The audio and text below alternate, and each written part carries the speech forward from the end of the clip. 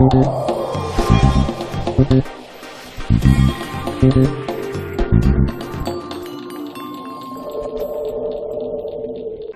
Universidad de Belgrano tiene abierta la inscripción para todas las carreras. Inicia tus estudios ingresando en marzo 2021. Universidad de Belgrano, www.uv.edu.ar.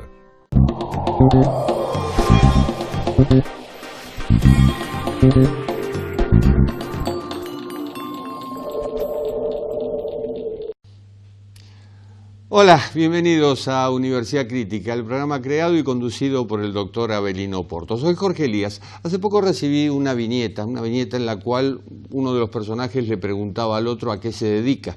El otro le decía trabajo para el Estado. El primero entonces le pregunta, ¿funcionario público? No, pago impuestos. Bueno, eso es más o menos lo que pasa en la Argentina, donde hay que trabajar más de la mitad del año para pagar los impuestos. Y ahora se agregó uno más, con una discusión semática.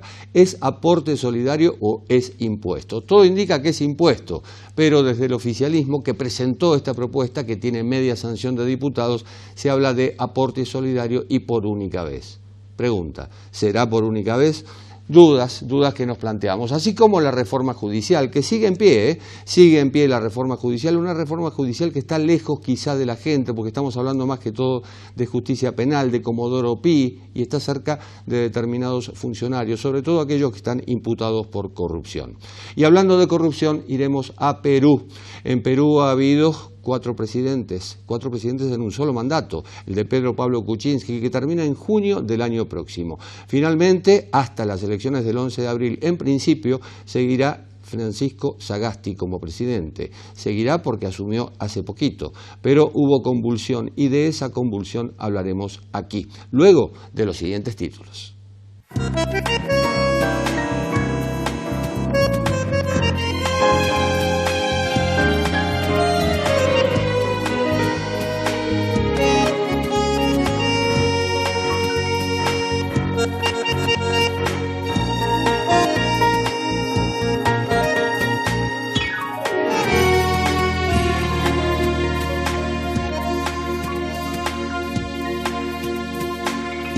Cuestiones técnicas. ¿Cómo se maneja la justicia en la Argentina? ¿Cuánto incide la reforma judicial? ¿Cuánto inciden en esa reforma judicial las causas por corrupción y los movimientos que hay dentro de la justicia? ¿Quién mejor que el doctor Máximo Fonruch, presidente del Colegio de Abogados de la Ciudad de Buenos Aires, para respondernos estas inquietudes? Doctor Fonruch, ¿cómo le va?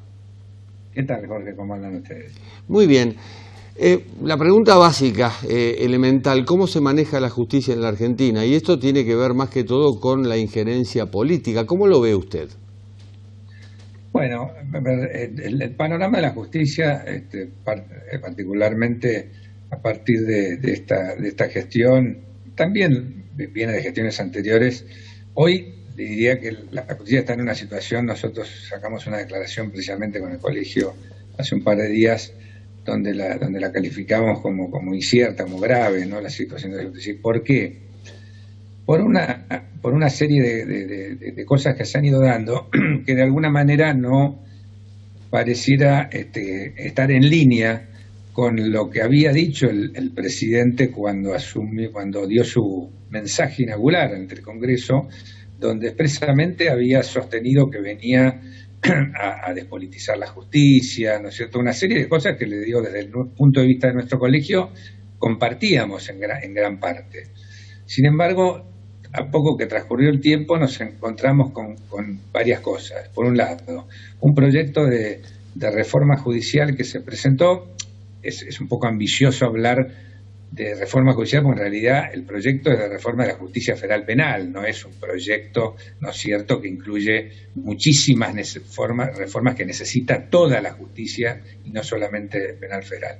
En ese proyecto ya de por sí es un proyecto que nosotros calificamos, bueno, si uno vio las exposiciones que se hicieron en el plenario, en el Senado en su momento, la verdad que fue mayoritariamente críticas, hasta inclusive la de gente que uno podía considerar como propio, si se quiere, gente que criticó muchos aspectos de ese proyecto.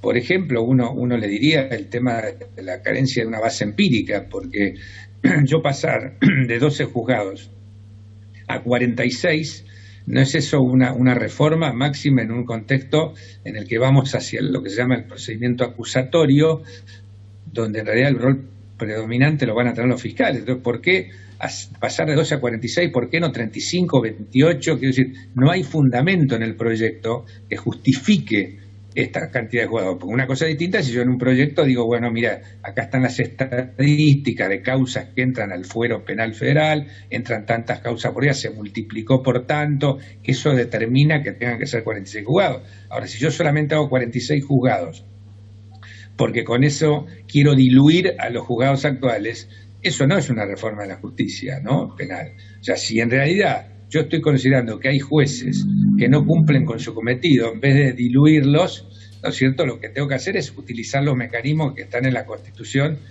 para remover a esos jueces, básicamente a través del Consejo de la Magistratura, si es que hubiese lugar para eso, mediante lo que se llama el Tribunal de Enjuiciamiento. Doctor von Rusch, cuando hablamos de la justicia federal penal, estamos hablando de, digamos, de la justicia que está más lejos de la gente y más cerca de los funcionarios.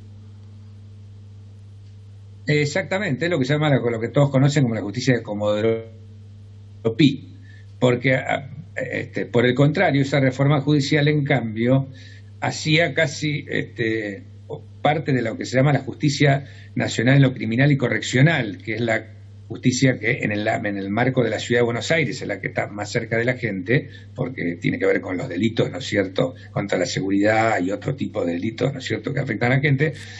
Esos jueces se los ponían en un estatus casi como en stand-by, porque estaban sujetos al pase a la ciudad. Y si esto no se concreta en un determinado momento, todos esos jueces iban a quedar con una suerte de limbo. Esa es otra de las cosas que se le critican mucho a ese proyecto de reforma.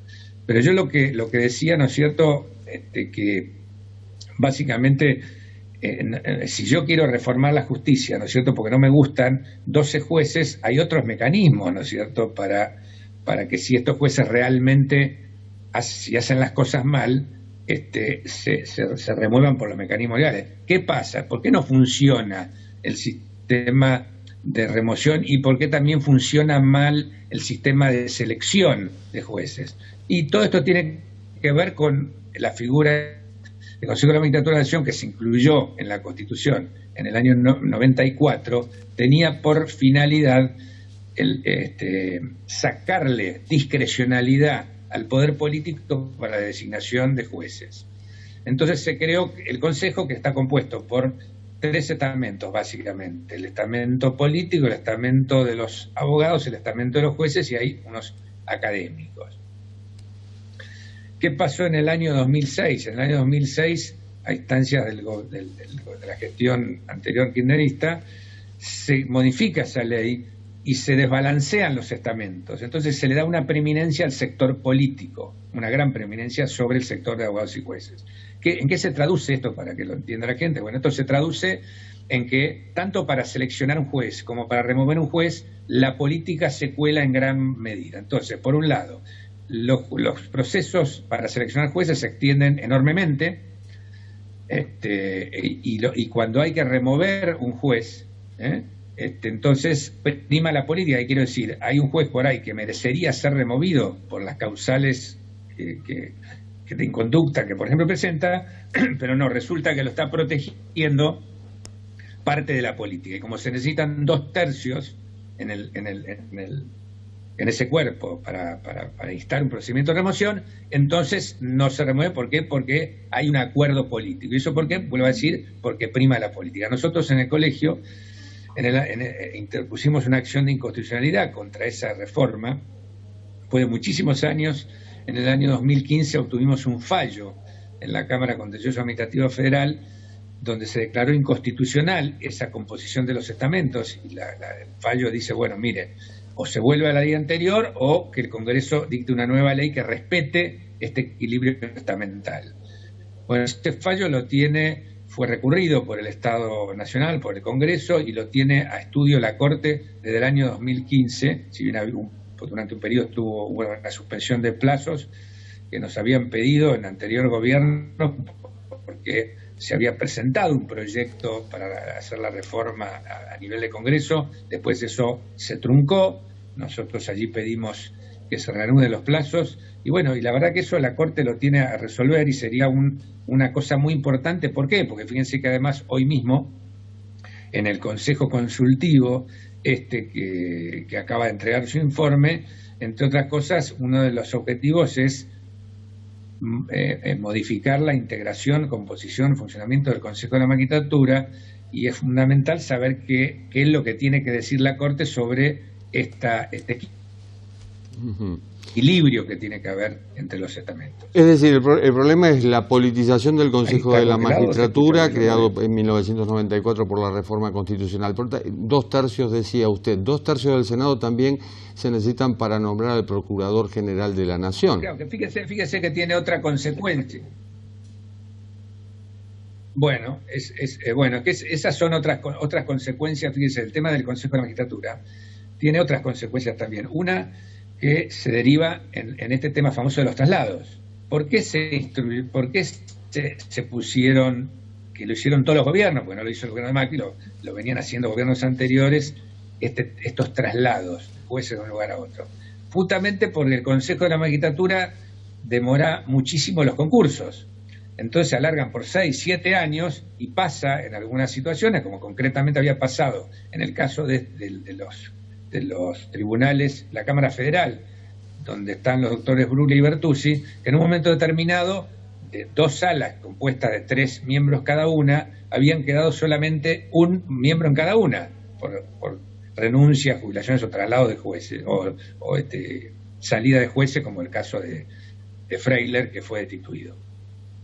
Entonces hizo un traslado que no es que el gobierno Macri también completó esos tribunales, no, designó uno en cada una, para que puedan funcionar, porque así tiene una cada sala, por lo menos tenía 2 jueces. Y mientras tanto siguió un concurso para designar a otros 2 miembros que todavía no se ha designado, y ese concurso ya tiene también años, tiene por lo menos 3, 4 años desde que se inició. Esto también, o sea, este tema de los traslados fue un vicio que también encuentra su origen en el tema del Consejo de la Magistratura. ¿Qué hizo la Corte en el caso de los doctores Bruglia, Bertuzzi y Castelli? Bueno, la verdad que convalidó que los traslados estaban bien hechos. Desde otro punto de vista, y a mi criterio no fue muy feliz el criterio de la Corte, en el sentido de que agregó a lo que ya había dicho en el año 2018 en una acordada 7, que si bien esos traslados están bien hechos, estos jueces están en forma transitoria. Pero ahí también esta decisión de la Corte le hirió, diría, de muerte la propia reforma judicial que está impulsando el gobierno. ¿Por qué? Porque en la reforma judicial se establece que muchos juzgados de fuero penal económico pasan a Comodoro Pi, y en el fallo de la Corte actual, ¿qué es lo que la Corte dijo? No es que necesitan un nuevo acuerdo, es que necesitan hacer todo el proceso. O sea, tiene un juez para no considerarse transitorio, si pasar de un lugar a otro, tiene que concursar nuevamente, tiene que salir ternado, tiene que ser elegido por el Poder Ejecutivo y obtener el acuerdo del Senado. Es decir, que esto que dice esa ley, ese proyecto de ley, que unos jueces pasan al fuero federal, eso van a ser solamente transitorios, pero no definitivos. Poniéndose uno en el lugar de los jueces, la pregunta es, ¿qué garantía tiene de seguir en el cargo dentro de 2 o 3 meses? Bueno, ese es un gran interrogante. Por eso digo, lo que hizo la Corte ahí, que fue poco comprensible, fue aclarar este tema ahora de la transitoriedad, porque en realidad si no hubiese pasado esto, habría un montón de jueces que nunca se hubiesen enterado que eran transitorios, pero no hace de 2 años como los doctores Bruglia y Bertuzzi, un poco más de 2 años, sino jueces que están hace 7, 8 y más años designados con el mismo mecanismo, ¿no es cierto? Y que teóricamente, ahora por eso es un tema que creo que lo tiene en revisión el Consejo de la Magistratura, para ver qué va a hacer con muchos jueces creo que son alrededor de 30 jueces que están en esa misma situación, lo cual es un motivo de incertidumbre para quien tiene que resolver en un juzgado en el que no sabe si va a estar en forma definitiva, con un agravante, que puede ser que alguno que haya sido trasladado, su cargo ya hubiese sido ocupado, el cargo. Entonces, ¿a dónde vuelve si después no ganase, por ejemplo, el concurso para ratificar su permanencia en el juzgado o en la Cámara que está ahora? ¿Qué hace? Queda en el limbo. Esas son cosas que me parece que no previó la Corte. Y después tenemos el tercer frente, ¿no es cierto?, que es este tema de los embates contra el procurador. Sí. Y la ley está en la procuración. En este caso, la verdad que es singular lo que ha pasado, porque el gobierno manifiestamente está, o por lo menos un sector del gobierno, manifiestamente está tratando de remover a como sea al procurador Casal, pero lo tragicómico es que le iniciaron una comisión bicameral, hicieron hablar gente para ver si hablaban mal del procurador y todos hablaron bien del procurador, porque es un hombre de carrera, no es un hombre que lo designó la política, tiene muchísimos años en la justicia, se ha mostrado siempre equilibrado en sus decisiones y no sé por qué razón, ¿no es cierto?, lo pretenden politizar y tildar como que es perteneciente al PRO, a Cambiemos, a como se llame. Y por otro lado, entonces, ¿qué pasa? Falla esa iniciativa para removerlo, entonces dicen, no, bueno, ahora vamos a modificar la ley de la procuración, que además se apuraron, porque lo tenían en el Consejo Consultivo trabajando, y antes de sus conclusiones ya fueron y presentaron este proyecto para bajar la duración del mandato, y lo más controvertido, para eliminar la exigencia esto de los 2/3 para designarlo.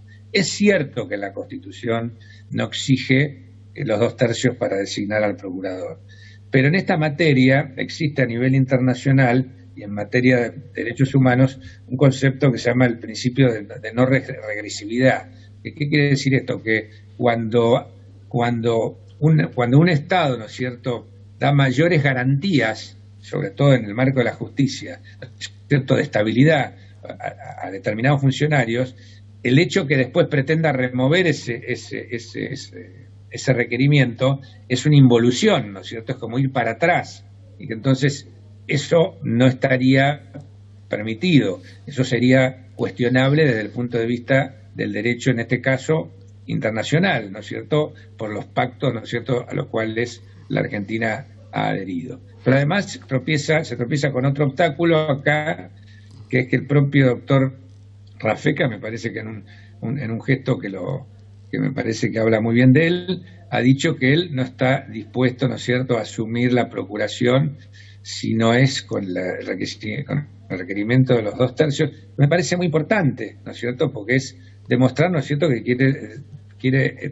tener el consenso necesario como para ser procurador, y que no va a ser el procurador de un gobierno, sino del procurador que necesita la Procuración General de la Nación. Doctor von Ruge, veo mucha intervención del Poder Ejecutivo, del Poder Legislativo. Me pregunto, en un régimen o en una república con división de poderes, ¿qué hace el Poder Judicial, digamos, para reformarse a sí mismo? Bueno, a ver, el Poder Judicial tiene por un lado un problema de que no puede expresarse muchas veces. ¿Qué quiero decir? Muchas veces hay un abuso en la política, digo, porque sale un legislador, por ejemplo, a hablar peste, ¿no es cierto?, de un juez, y el juez no puede salir a hablar peste del legislador, y se lo tiene que aguantar, ¿no es cierto?, a pie firme. ¿Por qué? Porque, bueno, después si no, entonces dirían, no, es parcial, o lo que sea, o lo van a recusar.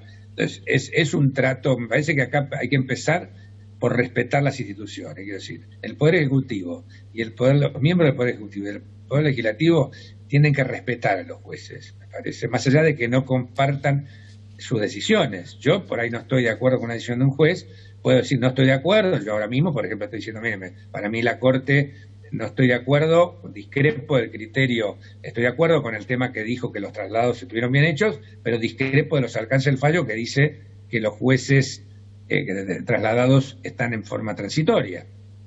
Bueno, pero no estoy diciendo barbaridades, ¿no es cierto?, de la Corte porque dispuso lo que la parte que a mí no me gusta. En todo caso, la critico y digo, no estoy de acuerdo y todos tenemos derecho a discrepar. Pero otra cosa, ¿no es cierto?, es como pasó, recuerden, en el caso del juez, no sé si, sí, bueno, de los jueces Bertuzzi y Bruglia, cuando llegó una medida cautelar transitoria de una jueza al Senado, ¿no es cierto?, para decirle que se abstenga de tratar los pliegos y que entonces poco menos, ¿no es cierto?, las cosas que llegaron a decir de la jueza, que cómo se atrevía a darle una orden al Congreso, ¿no es cierto?, y hablar y ya de promover el juicio político, amenazarlo, porque tampoco yo lo amenazo al juez, bueno, voy a pedir juicio político para la decisión, y a nadie le gusta que le inicien un juicio político. Seguro. Pero creo que decir, todos tenemos que ubicarnos en nuestras posiciones de respeto, porque es la única manera. Y los jueces, ¿cómo tienen que expresarse? Bueno, los jueces tienen que expresarse a través de la Asociación de Magistrados, a través de los canales que tienen, y de hecho lo hacen. Y si vamos a crear además comisiones de reforma de la justicia, tiene que haber un pluralismo y un consenso. Yo no digo nada más allá, bueno, el cuestionamiento de que esté el abogado de la presidenta en el Consejo Consultivo, para mí no me parece, me parece bastante inconveniente, si uno quiere llamarlo finamente, pero quiero decir, hay muchísimos destacadísimos juristas, académicos en la Argentina, que podrían haber hecho una cosa si yo hacía este Consejo Consultivo plural y con un consenso. Yo le decía, bueno, miren, a ver, a la oposición, designen ustedes, no sé, la mitad de los miembros que sean, obviamente, no políticos, sino juristas, académicos, ex miembros de la Corte, que son los que saben además del funcionamiento de la Corte, pero nada de eso se hizo. Me parece que, y eso es lo que, así titulamos nosotros la declaración esta última, que sin consensos, sin un consenso, ¿no es cierto?, una reforma judicial no tiene futuro. No tiene futuro, ¿por qué? Porque si no hay consenso, una reforma va a ser la reforma de un gobierno. Si yo la impongo porque circunstancialmente tengo una pequeña mayoría en el Congreso y hago la reforma a mi gusto, y bueno, después va a venir otro gobierno que va a tener la mayoría y va a decir, ahora hago la mía. Entonces hay que tener la suficiente, me parece, entereza y visión de país como para decir, mire, si vamos a reformar la justicia para que ande mejor, si nos ponemos de acuerdo quiere decir que entonces todos dejamos algo en el camino y quiere decir que la reforma es buena. Si la reforma, en cambio, va a ser a gusto y medida de uno solo, quiere decir que la reforma es mala. Lo más difícil de alcanzar en Argentina, el consenso, y algo que no debería ser difícil, que son sus palabras, respetar las instituciones. Doctor von Rusch, muchísimas gracias. Un gusto haber estado con ustedes, Jorge. Igualmente. Vamos a una pausa. Volvemos.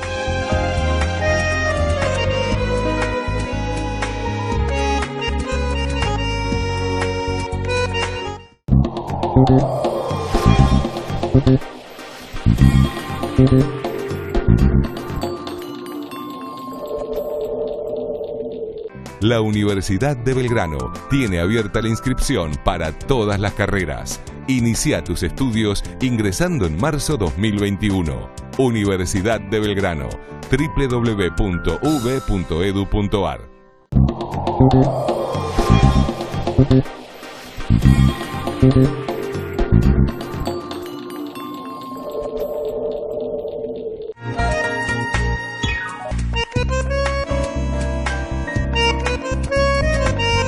Y después de una semana de graves protestas y de graves incidentes en el Perú, finalmente asumió el cuarto presidente en un mismo mandato presidencial, un mismo mandato de 5 años. Estamos hablando de Francisco Sagasti, de 76 años, ingeniero, que viene a poner un poco de calma dentro de la crisis que se desató en el Perú, una crisis a plazo fijo, en principio, hasta junio, cuando venza este mandato presidencial, y en abril, cuando haya elecciones presidenciales. Y para hablar del Perú, ¿quién mejor que Eduardo Manuel Escorza? Manuel, ¿cómo estás? Muy buen día, Jorge, gracias por tu invitación. Saludo desde Lima a tu programa y a través de ustedes, Argentina. Muchas gracias. Abogado, psicoterapeuta, analista político, ¿cómo estás viendo la resolución del conflicto, llamémosla de ese modo? Sí, bueno, yo formo parte de esa inmensa cantidad de peruanos que estamos indignados, dolidos, muy fastidiados, y que vemos cómo penosamente la clase dirigente política peruana se ha disociado de la realidad y ha evolucionado en el sentido de que ha suprimido su capacidad de escucha. Hay una desconexión real, patente, complicada, dolorosa, sensible, entre lo que piensa y cree la clase política peruana y lo que piensa la sociedad. Este no es un problema, Jorge, de ahora, es un problema que ya tiene mediana data en el Perú, que tiene que ver con cosas como que, por ejemplo, los intereses de la política tomaron o asaltaron el poder, pero también con la falta de formación política en las universidades. En el Perú no existen líderes políticos.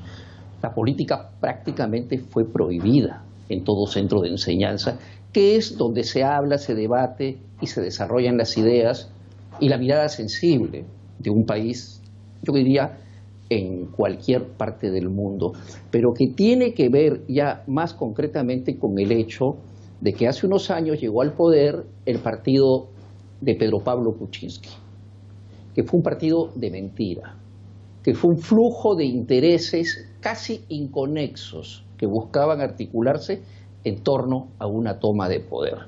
Y lo lograron. Pero era un partido que tenía 2 años, no tenía mística, no tenía lectura, no tenía capacidad de debate, no tenía diálogo con la sociedad, tenía un falso ideario y que representó en realidad en el gobierno una dinámica de lobby en función de sus propios intereses, que además eran contrapuestos entre ellos mismos. Entonces este partido carente de institucionalidad no pudo con el sistema político peruano, en el que además, lo digo respetuosamente, pero lo tengo que decir, la señora Keiko Fujimori, hija del expresidente, le dio una pataleta por haber perdido las elecciones, y a partir de eso se empezó a terminar de caer el sistema político peruano.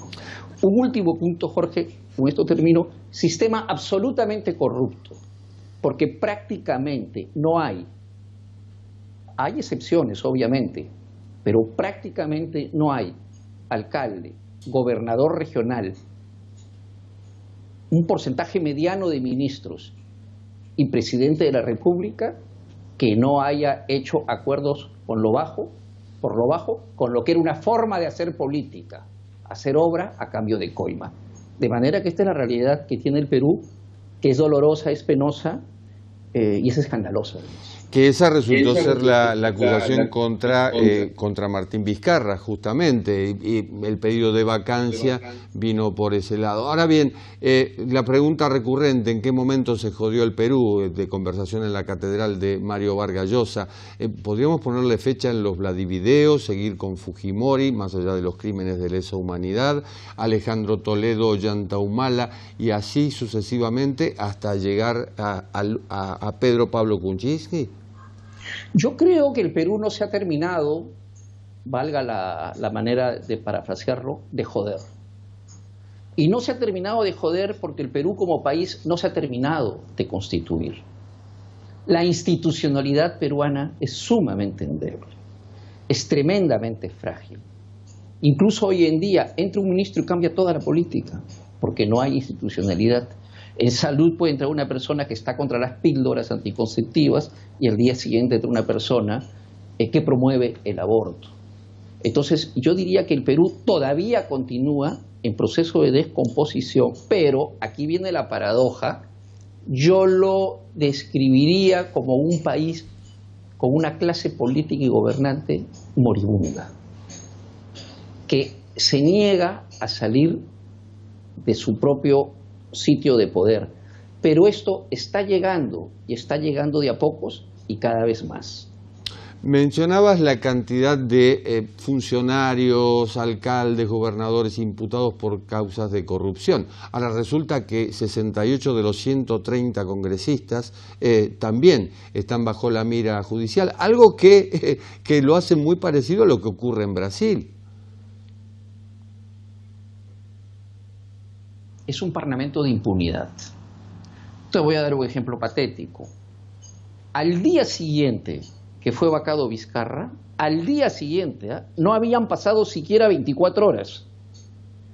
Una universidad peruana se permitió enviar una carta notarial a la SUNEDU, que es la institución que regula las universidades y que está en proceso de reforma universitaria, dándole 24 horas a la institución de gobierno para retractarse de todo lo que había dicho.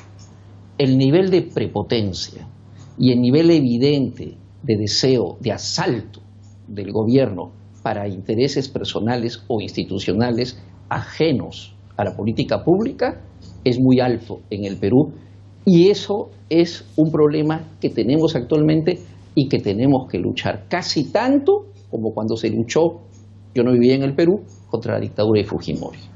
Es un problema absolutamente endémico. ¿Qué responsabilidad tiene el sector privado, La propia Manuel? prensa, Jorge, está sometida a los intereses económicos hoy en día en el país. Bueno, esa es tu respuesta, porque te preguntaba justamente qué responsabilidad tiene el sector privado. El sector privado, dependiendo del tipo de sector privado, pero el sector privado de grandes intereses trata de manejar la prensa y trata de colocar a gente en el poder, y a partir de eso generar contratos o lógicas afines a sus intereses de desarrollo, que no son necesariamente sanos al desarrollo de la sociedad.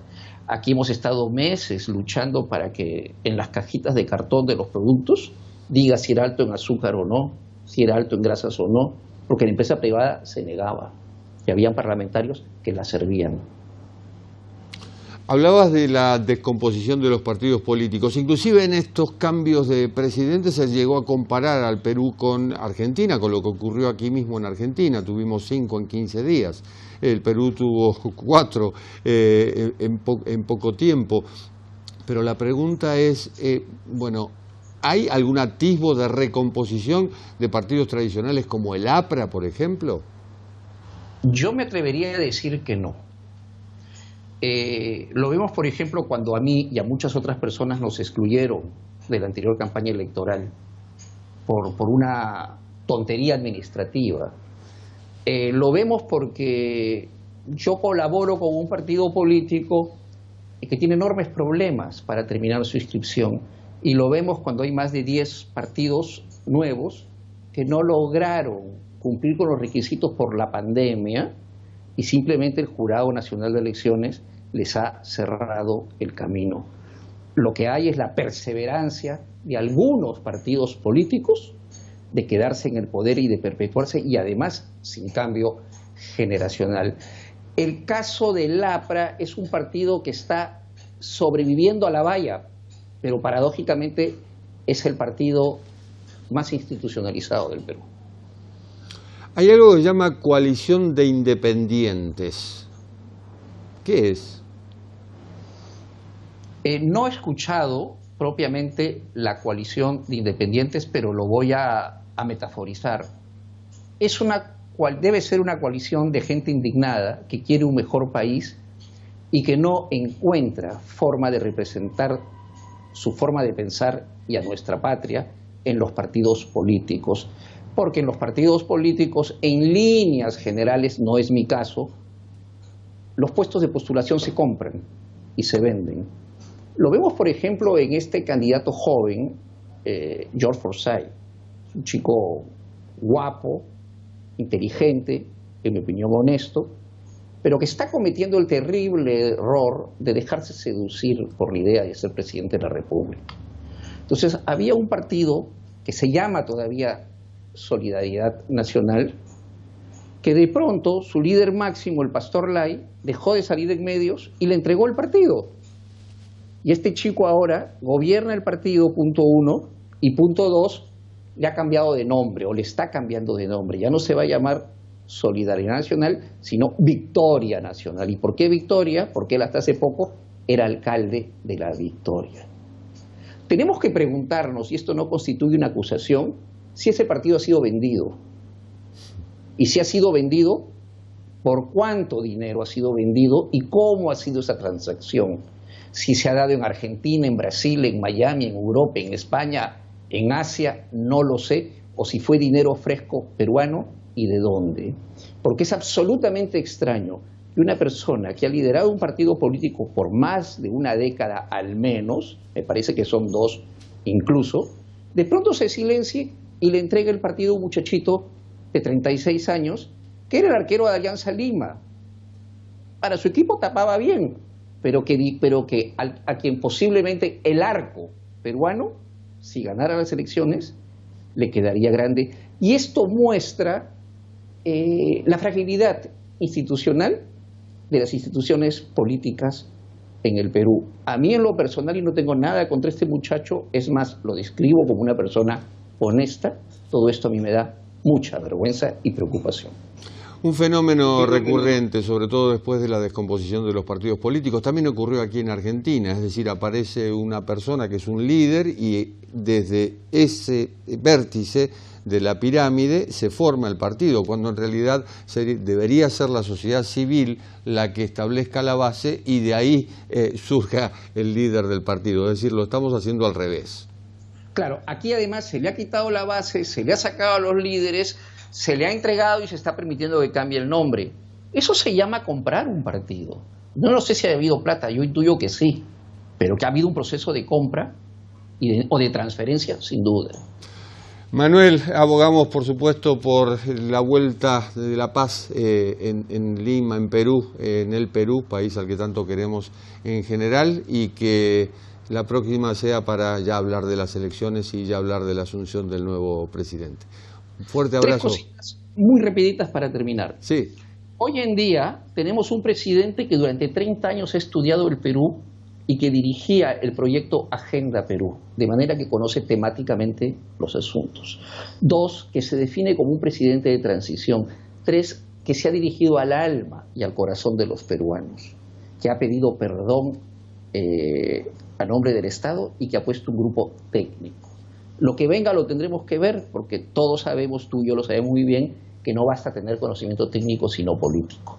Pero todo esto ha servido también para que una nueva generación de jóvenes entre 19 y 25 años salga masivamente a la calle. Hay 2 fallecidos, todos en el Perú estamos de luto por eso, pero a su vez tenemos el consuelo de que ha surgido una nueva generación que sacó la cara por el Perú. Jorge, muchísimas gracias por esta conversación, por este diálogo.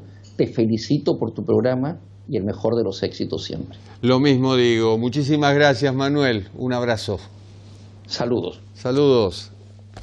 Y nos vamos a otra pausa. Volvemos.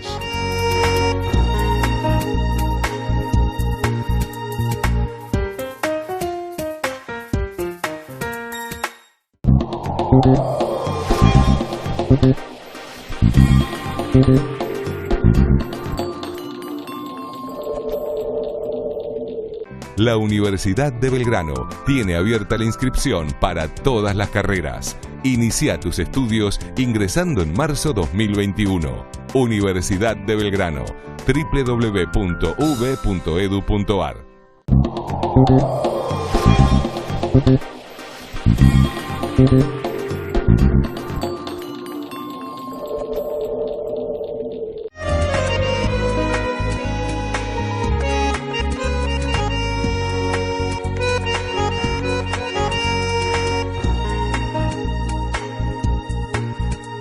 Tema de discusión en Argentina, la aprobación en diputados del proyecto de aporte solidario a las grandes fortunas, extraordinario en principio, por única vez en principio. Esto pasa al Senado y se aplica inmediatamente. ¿Es un impuesto? ¿Es aporte solidario? ¿De qué estamos hablando? Le vamos a preguntar al doctor César Litvin, que es contador, es tributarista, a ver cómo lo ve. ¿Qué tal, César? ¿Qué tal, Jorge? Un gusto saludarlo. Igualmente. Y estar nuevamente en este programa tan prestigioso. Un placer para nosotros. ¿Estamos hablando de aporte solidario o estamos hablando de impuesto puro y duro? Estamos hablando de un impuesto que está disfrazado de aporte, pero que en su naturaleza jurídica es un impuesto, porque tiene todos los elementos esenciales que hacen a un impuesto. Primero, que es coactivo, o sea, no es un aporte voluntario, sino que el Estado obliga a pagarlo. En segundo lugar, hay sujetos, hay hecho imponible, hay base imponible, hay alícuota, o sea que tiene absolutamente todos los elementos esenciales de un impuesto y hay que llamar a las cosas por su nombre. Es un impuesto. La discusión... Al ser un impuesto, Jorge, es muy importante tener presente, goza de todas las garantías constitucionales que tiene un contribuyente ante el avance del Estado en materia tributaria. Eso significa que puede litigar aquel que cree que está pagando en forma doble, digamos. Eso significa que cada contribuyente va a evaluar si ejerce o no sus derechos constitucionales. Que quiero decir, estas garantías que tiene el contribuyente, como contrapartida es un límite que se le pone al Estado, lo pone la Constitución, en el avance que puede tener el Estado arbitrariamente en su patrimonio. Digo, desde ese punto de vista, un impuesto es un traspaso de riqueza del sector privado, desde el esfuerzo privado al sector público. Y por eso es que la Constitución pone un poco de freno al Estado para decir, bueno, hasta acá puede llegar. Y cuando se aprueba una ley que excede los parámetros constitucionales, ahí es donde los contribuyentes pueden hacer valer esos derechos. La circunstancia excepcional que se está viviendo en Argentina y en el mundo, ¿pueden llegar a mitigar el impacto del litigio, digamos, en este caso? Es difícil porque que esta situación, entendida, por supuesto, entendida por todos, es difícil que esto pueda llegar a cambiar la situación de la vulneración de derechos. Yo creo que no hay crisis que valide pasar por encima o dar las espaldas a la Constitución Nacional, y esto lo quiero decir claramente. No hay crisis que valide dar la espalda a la Constitución Nacional. Estamos en un marco de derecho, la Constitución está para ser respetada y con el relato o la retórica de crisis, estimado, hemos vivido en crisis desde hace décadas, yo diría desde hace más de 100 años, porque imagínense que el impuesto a los réditos, hoy que se llama impuesto a las ganancias, fue dictado en una situación de crisis en el año 1932 y hasta ahora está vigente. O sea que la crisis es permanente en la Argentina. Entonces, si vía crisis queremos meterle la mano en el bolsillo excesivamente o dos veces al contribuyente, me parece que no amerita de ninguna manera, y justamente las limitaciones que establece la Constitución al avance indiscriminado del Estado prohíbe ese tipo de cosas. Bueno, la crisis es permanente, pero los impuestos también son permanentes en Argentina. Y el ejemplo que recién di es un claro tema donde lleva muchísimos años en situación de emergencia y que era por un año. En el año 32 hasta el año 33 iba a estar vigente este impuesto y se lo fue prorrogando, y incluso en los últimos años la prórroga ya es por 10 años, o sea que ya se prevé, ya se presume, el legislador presume que en los próximos 10 años va a seguir la emergencia y la crisis, con lo cual se renueva la chapa regulatoria de ese impuesto, que se llama impuesto a las ganancias, hoy cambió el nombre. Pero tenemos más ejemplos: el impuesto al cheque, ¿no? El impuesto a los débitos y créditos bancarios, nació en el año 2001 por única vez, por un año, y ya tiene 19 años, y el impuesto que se le parece mucho a este aporte solidario, que se llama impuesto a los bienes personales. Nació en la década del 90, inicio del 90. ¿Saben cómo se llamó ese impuesto? ¿Cómo? Impuesto a la riqueza. Sí.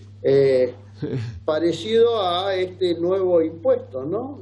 Solo lo iban a pagar los ricos, y la alícuota vigente en ese momento, la alícuota vigente era una alícuota baja y con un mínimo no imponible muy alto también. Eran $102.300, uno a uno, ¿no? Hoy ese mínimo no imponible es de 2 millones de pesos. O sea que para ese impuesto llamado impuesto a la riqueza, es un impuesto que es rico aquel que ya tiene en sus bienes más de 2 millones de pesos. Así es como se va desvirtuando y desnaturalizando los impuestos, los objetivos y metas que se pusieron al crear el impuesto, que a través del tiempo van manoseando justamente qué es lo que manosean los derechos de los contribuyentes. Y acá hay una doble imposición clarísima, porque estamos hablando de gravar los mismos patrimonios con impuestos patrimoniales. Y ambos impuestos tienen un pecado de origen. Tanto bienes personales como este aporte solidario no mide bien la capacidad económica, que es el requisito esencial y fundamental que debe medir un impuesto. La capacidad económica, que se llama capacidad contributiva. Si un contribuyente tiene un montón de bienes, pero toda esa parte de bienes ha sido con deuda, o sea que está endeudado, va a pagar como si tuviese solo los bienes, y la realidad es que la capacidad económica es activo menos pasivo. Así que el pecado original de bienes personales y también del aporte solidario es que no mide deudas, no mide el pasivo, con lo cual ya no está midiendo bien la capacidad económica. Me decían amigos del exterior con respecto al impuesto a la riqueza, ¿de qué se quejan ustedes si justamente tienen un impuesto a la riqueza? Es decir, ustedes son ricos en general. Ahora bien, con respecto a este aporte solidario o esta discusión semántica, si es impuesto o no es impuesto, qué es impuesto, no caben dudas, ¿habrá quienes se deban desprender de bienes para poder pagarlo? Justamente, Jorge, este es uno de los puntos, yo diría, más polémico, con las alícuotas, que empieza en el 2% y culmina en el 5,25%, es posible, yo diría prácticamente probable en muchos casos, que no alcance la renta que producen esos bienes para pagar el impuesto. Es como que un impuesto se puede tomar determinados frutos de un árbol, no todos los frutos. Lo que nunca podrá tomar es el árbol o una parte del árbol. O sea, los impuestos pueden tomar una parte de los frutos, pero de ninguna manera ni todos los frutos ni todo el árbol. ¿Qué quiere decir con esto? Que si el contribuyente, la renta que le produce esos bienes no le alcanza para pagar el impuesto, lo que el Estado se está llevando es una parte del árbol, y eso es lo cuestionable. También es cuestionable que se lleve toda la renta, todos los frutos. Entonces, ese es el punto, yo diría, muy polémico, porque son alícuotas muy, yo diría, muy exorbitantes. A ver, no hay, difícilmente hoy una actividad lícita, un patrimonio lícito pueda tener tanta rentabilidad. Y si le sumamos bienes personales, donde la suma de los dos extremos máximos llega al 7,5%, yo digo, no hay actividad lícita que genere este tipo de renta. O sea, 7,5% sobre patrimonio es un absurdo. Yo diría, es una locura. Es decir, si yo soy inversor, en el último país que voy a pensar es en Argentina. Bueno, hay dos puntos muy importantes cuando se diseña un impuesto o se crea un impuesto, que son dos aspectos muy importantes. El primero es si cumple con los parámetros constitucionales, o sea, si no viola ningún tipo de principio que afecte derechos de los contribuyentes. Ese por un lado ya vimos, analizamos muy rápido de que eso va a ocurrir con este impuesto. Y lo segundo es los efectos económicos que genera. Hoy los países modernos están más preocupados, más que por generar impuestos, por atraer inversiones, porque son las que traen empleo. Y ese empleo tiene todo un efecto multiplicador sobre el consumo, sobre la actividad económica, baja la pobreza, bajan los planes sociales y de alguna manera puede bajar el gasto público. Y eso es lo que están haciendo los países inteligentes, los países modernos, donde dejan de expoliar, ¿sí?, dejan de sacrificar tanto a los contribuyentes con el traspaso de riqueza del sector productivo al sector público, que no siempre viene con devolución de buena calidad de bienes y servicios por parte del Estado, en infraestructura, en seguridad, en salud, en educación, etcétera. Entonces, digo, hoy los estados modernos están buscando ser muy mimosos con los inversores, y ese mimo se ve a través de los impuestos. Los impuestos son los que atraen inversiones, y las inversiones son generadoras de empleo, mueven la actividad económica. Nosotros estamos en un estado depredador del esfuerzo y del sacrificio de las empresas y de las personas. Y obviamente a nadie le gusta esta situación de que se lleven gran parte de todo el esfuerzo que hace una persona para vivir, para trabajar, para tener prácticamente todo lo que necesita para su calidad de vida. Bueno, es el discurso del presidente de Uruguay, de Luis Lacalle Pou, cuando le preguntaron justamente si iba a aplicar algo similar, y dijo: ¿cómo voy a cortar justamente la única fuente de ingresos para el sector privado, que además es el dador de empleo? Es decir, me quedo sin empleo en el país. En Argentina se sigue confiando en que el Estado es el eterno proveedor. Bueno, pero eso es una mirada intelectualmente miope, Jorge. La verdad es que tenemos que cambiar el chip mental y mirar un poco para afuera, no tanto el ombligo, sino para afuera, qué hacen otros países. Y la realidad es que países que estaban en situaciones económicas muy malas, con un flujo muy importante de inversiones a través de una rebaja de los impuestos, lograron tener una repercusión económica. Y ¿sabés qué?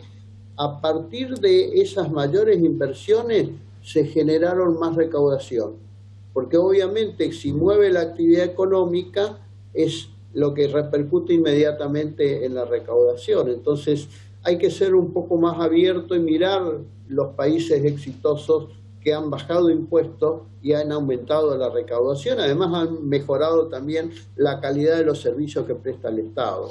¿Cuánto impacta este impuesto en la recaudación? Bueno, hay distintos cálculos que no me son confiables, esos cálculos. Yo no tengo posibilidades de acceder a esas fuentes, que son fuentes que están en la FIP. Creo dos cosas respecto a esos cálculos: que la cantidad de contribuyentes que les toca impuestos es más de los 9.000 y pico de personas, pero también creo que muy poca gente va a querer pagar este impuesto, porque yo diría que fehacientemente se verán afectados sus derechos esenciales que protege la Constitución Nacional. Hablando mal y pronto, pan para hoy, hambre para mañana.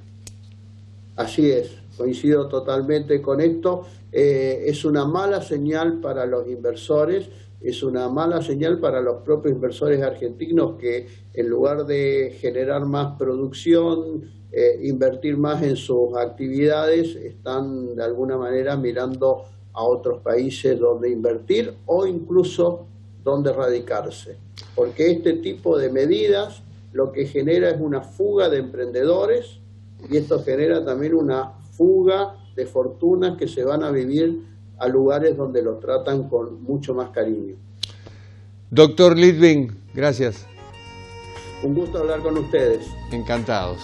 Y encantado de haber compartido esta emisión de Universidad Crítica. Nos reencontramos en la próxima. Chao.